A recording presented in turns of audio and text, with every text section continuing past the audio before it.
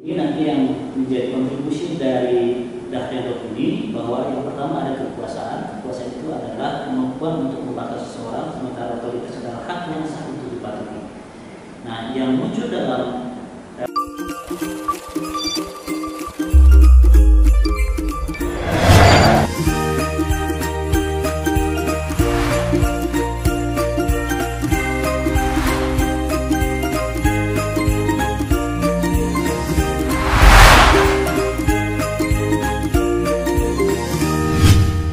Nah, sobat semua yang pernah belajar sosiologi, pernahkah memperhatikan satu realitas sekarang di dalam masyarakat industri yang terbaru ketika melihat misalnya struktur dalam sebuah perusahaan besar atau big corporation? Apakah dalam perusahaan besar seperti itu kita melihat ada yang namanya pembagian kelas atau tidak? Nah, inilah yang kemudian akan menjadi bagian dari penjelasan dalam tayangan kali ini, yaitu sebuah analisis teori sosiologi yang dikemukakan oleh seorang sosiolog berkebangsaan Jerman bernama Ralf Dahrendorf. Teori ini masuk dalam kelompok sosiologi modern, tapi disebut sebagai sosiologi konflik atau teori sosiologi konflik, karena basis dari analisis yang dikemukakan oleh Dahrendorf itu memang menggunakan pendekatan teori konflik yang berakar pada tradisi berpikir Karl Marx. Tetapi nanti sobat semua bisa melihat bagaimana penjelasan dari Dahrendorf ini juga berbasis pada teori yang dominan pada saat itu, yaitu teori struktural fungsional. Nah, sebelum ke situ saya akan memberikan dulu beberapa informasi singkat tentang latar belakang dari sosiolog ini, yaitu Dahrendorf. Jadi Dahrendorf ini lahir di Hamburg, Jerman pada tanggal 1 Mei tahun 1929, lalu kemudian wafat pada tanggal 17 Juni tahun 2009 di Köln, Jerman. Di dalam pendidikannya, Dahrendorf pernah berkuliah di Hamburg University, kemudian pengaruhnya juga tidak hanya berada di sekitaran Jerman, tetapi juga sampai ke beberapa negara yang lain, termasuk juga ke Amerika, di mana ada salah satu tulisannya yang sudah ditransliterasi menjadi bahasa Inggris yang berjudul Class and Class Conflict in Industrial Society yang terbit pada tahun 1929. Dan inilah yang kemudian menimbulkan satu perbincangan antara teori yang dikemukakan oleh Dahrendorf ini dengan kultur sosiologi yang ada di Amerika, yaitu struktural fungsional.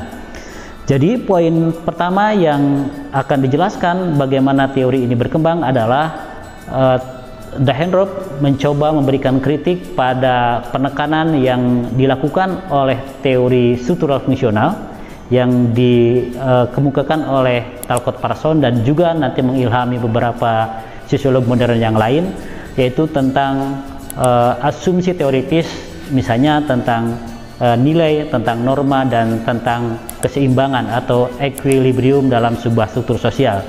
Nah, dari situ kemudian Dahrendorf meminjam atau menggunakan analisis Marxis, teori konflik Marxis, untuk mengkritik atau kemudian memodifikasi teori struktural fungsional dan nanti melahirkan satu bentuk teori konflik yang lebih baru dibanding teori konflik yang klasik yang dikemukakan oleh Karl Marx. Nah, dari situ saya akan menjelaskan beberapa kontribusi teoritis dari Dahrendorf ini. Yang pertama adalah teori konflik dari Dahrendorf ini menjelaskan tentang sebuah konsep bahwa perubahan-perubahan struktural yang ada pada masyarakat itu terjadi karena ada yang disebut dengan otoritas dalam sebuah masyarakat. Nah, ini kita bisa pahami misalnya ketika memahami konsep kelas dalam teori konflik yang dikemukakan oleh Karl Marx. Saya akan memberikan penjelasan sekilas tentang apa itu teori konflik klasik yang dikemukakan oleh Karl Marx. Nah, jika Karl Marx dalam teori konfliknya menjelaskan bahwa salah satu konflik itu terjadi karena ada yang namanya konflik kelas. Dan konflik kelas yang terjadi pada masa kapitalisme awal itu didasarkan karena ada proses kepemilikan. Nah, karena ada proses kepemilikan, maka kemudian kelas sosial dibagi menjadi dua. Ada kelas pemilik dan ada kelas yang tidak memiliki. atau dalam bahasa Inggris disebut sebagai the have dan the have not. Kalau misalnya melihat pada masyarakat agraris, maka yang disebut dengan the have itu adalah mereka yang memiliki tanah, sehingga penguasaan terhadap alat produksi itu menentukan kelas dalam kelompok sosial seperti itu. Lalu ada masyarakat yang tidak memiliki tanah dan mereka menjadi petani penggarap, sebut saja demikian. Lalu masyarakat bertransformasi menjadi masyarakat industri, maka yang the have itu adalah mereka yang memiliki modal. Dalam bahasa Inggris namanya capital, dan yang pemilik modal namanya kapitalis. Sementara orang yang tidak memiliki modal atau the have not itu disebut sebagai the working class atau kelas pekerja. Nah, itu adalah konsep dasar dari teori konflik Karl Marx. Menurut Karl Marx, bahwa penguasaan atau kepemilikan terhadap alat produksi, dalam hal ini ada tanah atau juga ada modal dalam masyarakat industri, itulah yang menentukan, yang bisa mengontrol pada relasi antar kelas, yaitu kelas pekerja dan kelas pemilik modal. Nah, inilah yang kemudian menjadi titik pertama kritik dari Dahrendorf, bahwa kata Dahrendorf, perubahan masyarakat yang terjadi sekarang dari masyarakat industri kemudian sekarang ke masyarakat industrinya lebih maju lagi, atau dalam bahasa Karl Marx pada masyarakat kapitalis, kemudian Dahrendorf menyebut ada yang disebut sebagai masyarakat post kapitalis. Itu relasi pekerja, relasi dalam industri tidak lagi berdasarkan pada kepemilikan. Dahrendorf lalu kemudian memberikan satu konsep bahwa yang menentukan dalam relasi kerja dalam masyarakat post kapitalis itu bukan kepemilikan, melainkan otoritas. Saya memulai dengan sebuah pertanyaan singkat pada pembukaan video ini, bahwa apakah sobat semua pernah memperhatikan sebuah relasi produksi dalam sebuah korporasi besar dalam masyarakat modern? Itu tidak didasarkan pada kepemilikan. Maksudnya dalam masyarakat post kapitalis seperti masyarakat sekarang, yang mengontrol pada proses relasi produksi itu bukan yang memiliki alat produksi, bukan yang memiliki modal, tetapi ada satu posisi yang lain yang juga memiliki kemampuan untuk mengontrol dalam proses relasi antara pekerja dengan kelas yang lain. Itulah yang disebut sebagai otoritas. Nah, jadi yang disampaikan oleh Dahrendorf adalah yang menentukan dalam proses relasi produksi dalam masyarakat post kapitalis itu bukan kepemilikan, melainkan otoritas. Sederhananya, otoritas yang kita lihat dalam masyarakat post kapitalis itu dilihat pada profesi, misalnya seorang profesional yang dilakukan oleh seorang manajer atau seorang CEO. Jadi kalau kita melihat struktur dalam struktur perusahaan besar sekarang, itu pemilik modal, sebut saja kapitalis, itu tidak sepenuhnya bisa mengontrol relasi produksi antara pemilik modal dengan pekerja, karena sudah ada posisi baru yang disebut oleh Dahrendorf tadi berdasarkan pada otoritas. Jadi seorang manajer itu bukan pemilik modal, tapi dia adalah memiliki otoritas. Dia diangkat menjadi sebuah struktur dan memiliki kemampuan atau memiliki otoritas untuk mengontrol jalannya sebuah proses produksi. Sementara seorang pemilik modal atau kapitalis sekarang juga dalam masyarakat post kapitalis itu sudah tersebar sedemikian rupa. Jadi dalam masyarakat post kapitalis mungkin pemilik sahamnya bisa sangat banyak, dan di situ tidak serta-merta ketika seseorang menjadi pemilik sebuah perusahaan akan memiliki kontrol sepenuhnya, karena proses kontrol dalam proses produksi di masyarakat post kapitalis itu dilakukan oleh satu profesi yang namanya manajer, dan ini bukan didasarkan pada kepemilikan, melainkan didasarkan pada otoritas sebagai seorang manajer.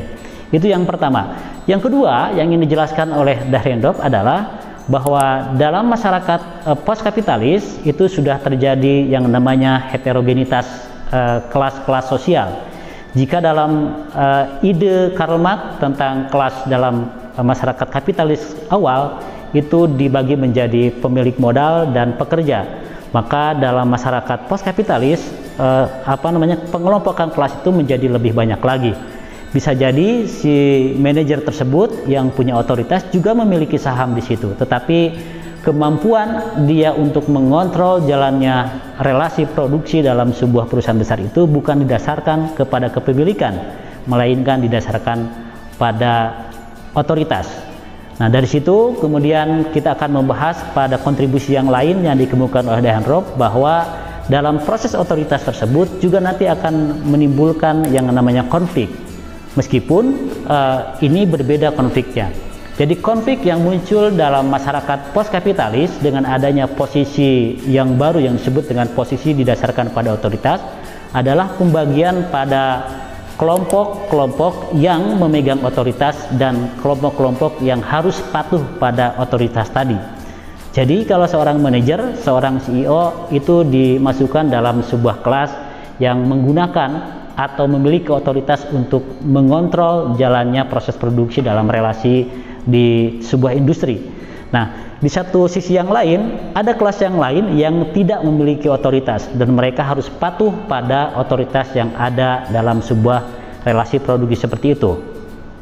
Nah, dari sini kemudian Dahenrop berusaha membedakan antara dua konsepsi, yaitu ada yang namanya kekuasaan dan yang kedua ada otoritas.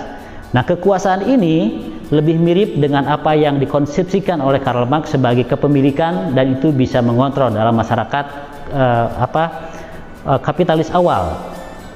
Karl Marx menyebutkan bahwa kepemilikan lalu kemudian secara otomatis juga akan mengontrol. Tetapi Dahenrop melihat realitas yang berbeda dalam masyarakat post-kapitalis, karena yang melakukan kontrol itu bukan kepemilikan melainkan otoritas. Nah, dari situ kemudian membedakan bahwa kekuasaan adalah kemampuan memaksa seseorang kepada orang lain untuk melaksanakan satu instruksi tertentu.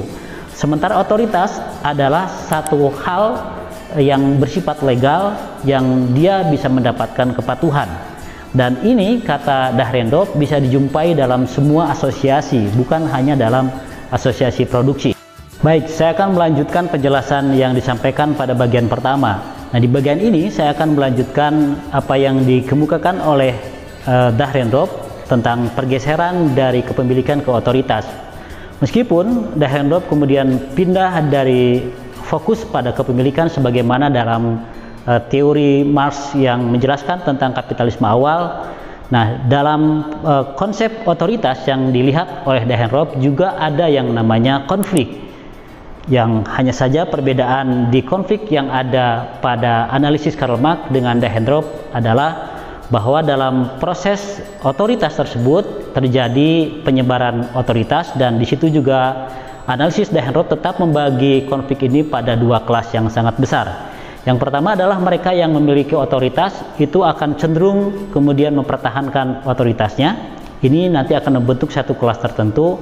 Lalu kemudian ada kelas yang lain, yaitu kelas yang tidak memiliki otoritas dan mereka harus patuh pada otoritas yang ada dalam relasi produksi di sebuah perusahaan. Saya ambil sebuah ilustrasi yang sederhana. Misalnya, kalau sobat semua melihat sebuah perusahaan besar, maka di situ ada struktur-struktur yang dibagi-bagi berdasarkan pada otoritas, bukan pada kepemilikan. Misalnya kalau ada seorang manajer, di situ memiliki satu otoritas untuk mengelola, memanage dari perusahaan tersebut. Lalu di bawahnya ada beberapa kelompok atau unit kerja yang sebenarnya mereka adalah harus mematuhi apa yang dibuatkan aturannya oleh manajer tadi. Maka seorang manajer dan mungkin beberapa stafnya itu masuk dalam kelompok kelas yang disebut sebagai pemilik otoritas. Lalu di bagian bawahnya ada unit-unit yang melaksanakan otoritas yang dibuat oleh atau aturan-aturan yang dibuat oleh otoritas yang tertentu, maka di situ akan membentuk sebuah kelas yang harus patuh pada otoritas. Nah, dalam hal ini Dahenrop kemudian melihat bahwa terjadi konflik antara dua kelas seperti itu, kelas pemilik otoritas dan yang tidak memiliki otoritas. Lalu pertanyaannya, bagaimana konflik itu bisa terjadi? Nah, Dahenrop ini kemudian lalu menganalisis dan menggunakan juga satu analisis kesadaran kelas yang ada dalam Karl Marx. Jadi kata Dahenrop bahwa nanti dalam relasi produksi dalam masyarakat post-kapitalis itu ada yang disebut sebagai kesadaran objektif atau disebut juga sebagai kesadaran struktural. Jadi yang dimaksud dengan kesadaran objektif atau kesadaran struktural adalah kesadaran yang muncul terbentuk dari adanya posisi orang tersebut dalam sebuah struktur tertentu, dan ini disebut oleh Dahendroff sebagai sebuah kepentingan yang sifatnya laten. Nah, konsepsi ini akan mengingatkan sahabat semua pada terminologi yang sangat identik dengan teori struktur fungsional tentang fungsi manifest dan fungsi laten, dan ini digunakan oleh Dahendroff. Jadi saya akan membuat ilustrasi misalnya. Nah, orang-orang yang kemudian berposisi sebagai manajer, sebagai CEO dalam satu perusahaan tertentu, mereka memiliki otoritas, dan itu adalah disebut kesadaran mereka ketika melaksanakan atau mengerjakan pekerjaannya, itu disebut sebagai kesadaran objektif. Jadi kesadarannya itu bukan terbentuk karena ada kesadaran dari dirinya, melainkan karena posisinya dalam sebuah struktur tertentu. Nah, dari situ kata Dahendroff, kesadaran yang sifatnya struktural atau kesadaran objektif hanya akan melahirkan sebuah kepentingan yang sifatnya laten, yaitu kepentingan yang sebenarnya tidak disadari, yang ada dalam satu kelompok orang yang menempati posisi otoritas seorang manajer atau staf-staf yang lain. Nah, lalu kemudian kata Dahendroff, dari kesadaran struktural dan kesadaran objektif ini nanti akan melahirkan sebuah kelompok yang disebut oleh Dahendroff sebagai quasi group atau kelompok semu. Nah, kalau sobat semua melihat beberapa orang misalnya yang berposisi sebagai CEO, sebagai manajer, mereka berperilaku, bertindak, melakukan sebuah kebijakan, itu bukan sebuah kesadaran subjektif dari dirinya, melainkan karena posisinya sebagai seorang manajer, dan itu namanya adalah kepentingannya bersifat laten, bukan kepentingan yang bersifat manifest. Lalu kemudian pada penjelasan yang lain, Dahendroff ingin menjelaskan bahwa satu kesadaran yang sifatnya laten atau struktural bisa berubah menjadi kesadaran yang bersifat manifest, atau kesadaran yang betul-betul menjadi bagian dari kesadaran dirinya, yaitu memiliki keinginan misalnya untuk memperbaiki satu situasi dan yang lainnya. Nah, kesadaran struktural ini juga bisa terjadi bukan hanya pada mereka yang memiliki otoritas, tetapi juga pada kelas-kelas atau pada orang-orang yang tidak memiliki otoritas. Misalnya para pekerja, mereka melakukan pekerjaannya, melaksanakan perintah dari atasannya, itu bukan karena memiliki kesadaran yang sifatnya pribadi, tetapi lebih karena posisinya sebagai pekerja, begitu. Nah, kata Dahendroff, itu kelompok tadi akan membentuk namanya kelompok semu atau quasi group, dan ini tidak akan menimbulkan konflik. Nah, konflik akan terjadi ketika terjadi sebuah kesadaran yang lain yang disebut oleh Dahendroff sebagai kesadaran subjektif. Nah, kesadaran subjektif ini adalah lahir dari kesadaran individu dan nanti akan memunculkan sebuah kepentingan yang namanya manifest atau kepentingan yang betul-betul disadari oleh masing-masing individu. Nah, ketika masing-masing individu itu kemudian berkomunikasi dengan kelompok dengan orang yang lain, satu kelas yang tertentu, maka nanti akan membentuk sebuah kelompok namanya kelompok kepentingan. Nah, dari kelompok kepentingan nanti akan menimbulkan sebuah perjuangan kelas dan memberikan sebuah perubahan struktural.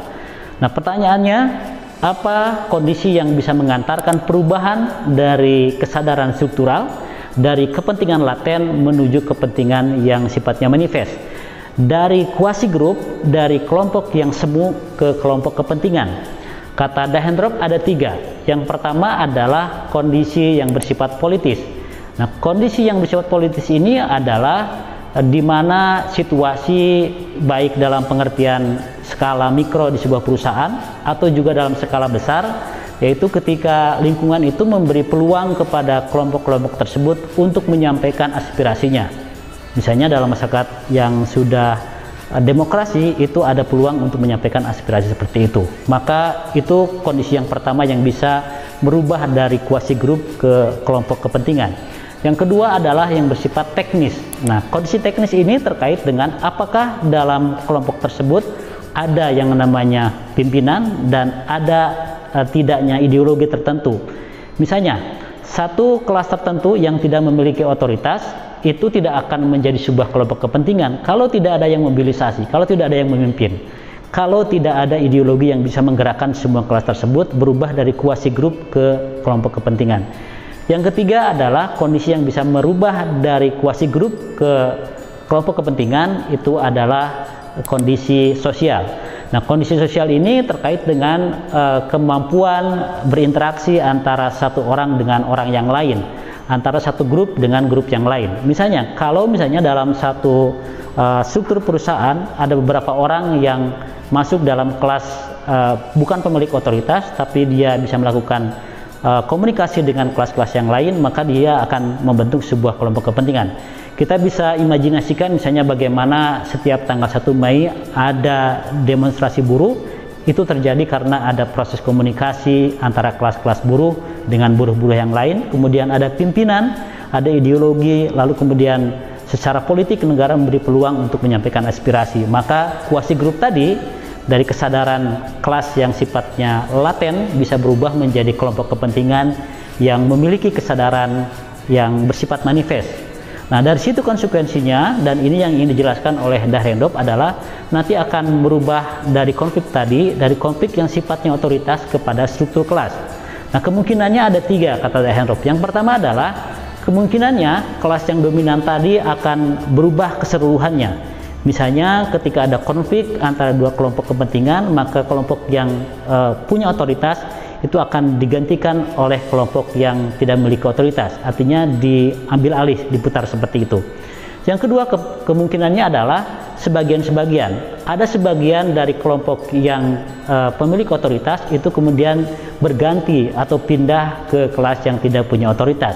Atau sebaliknya, yang punya otoritas akan diangkat menjadi kelas yang punya otoritas. Ini bisa kita lihat dalam proses.